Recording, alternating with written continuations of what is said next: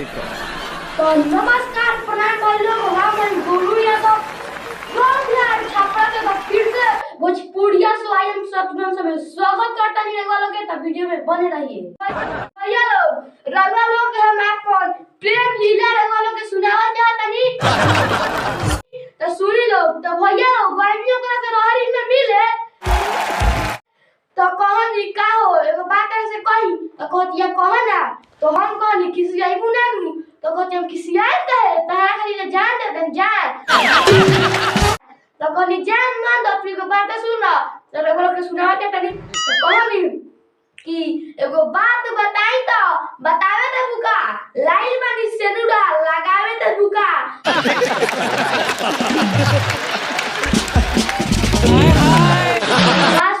कहतिया अरे नतिया के बेटा मतलब लोग गलत ना समझे लोग प्यार से गलत प्यार से कि रे नतिया के बेटा हमार घर के लोग जान जाई तो जानते बारे नु का होई काटा कुटी हो जाई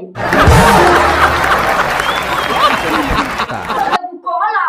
कि काटा कुटी के बाद तो हम तो साफ पगला होनी कोनियो होई हमरा से प्यार ना हमरा पैसा से प्यार करेले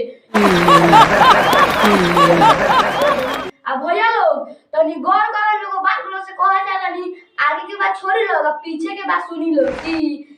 ओकर या दिन आयो कर बर्थडे आ कहत ये फोन रखे कि एगो बात रखवा के रगा याद बा तो कहनी का तो कहत या अच्छा याद नहीं है नु आवत नहीं तो बतावत नहीं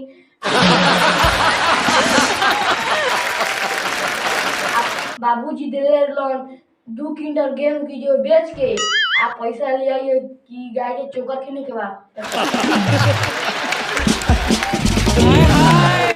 ठीक बा गनी बाजार पर दम पैसा ले ले रनी आ को तो ले उ रास्ता में आ कहत दिया का चली ना तनी जेस मॉल में गनी इतना शॉपिंग कइलक कि अब सारा पैसा खत्म सारा बात से 20 रुपया बचल बाबूजी के धर 20 रुपया हमरा खातिर खड़ी ले लिए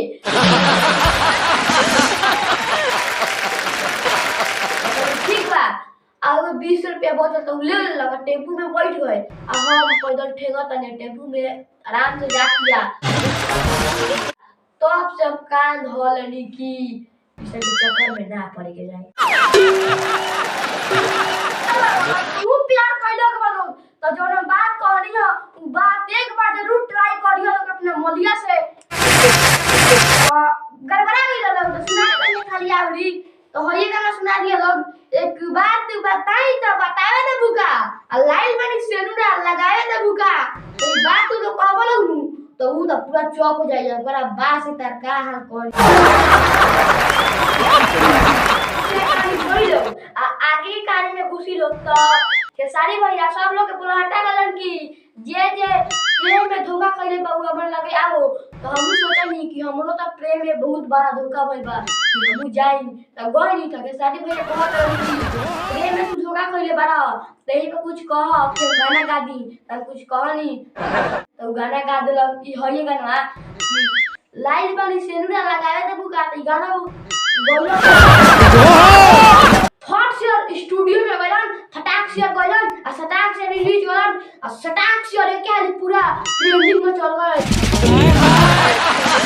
हम ई गाना कहनी के गाना जरूर गाओ कि हमार प्रेम लीला में धोखा भइल बा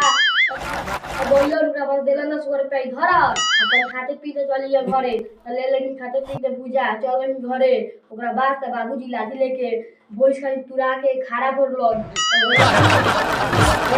गोड़ धोइनी और बस लगनी माफी मांगे तो कहता कि जोन देला नी गेहूं की बेच के लिए पैसा तो का कइले पैसा तो बता दनी कि ऐसे बात कि अपने मलिया में उड़ा देनी तो सब बात सोच बता देनी तो लियोलन बेगा बिगड़न रास्ता पकड़ रहे उठावेगा जो कमाए सुंदरपुर तो भैया गई सुंदरपुर कमाए 10,000 के महीना 10 12 घंटा खा बस यही से हमार पूरा गाना चार हो गइल बा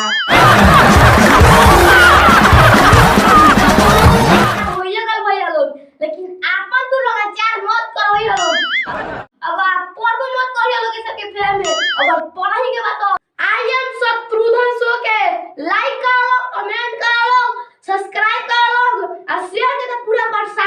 प्रणाम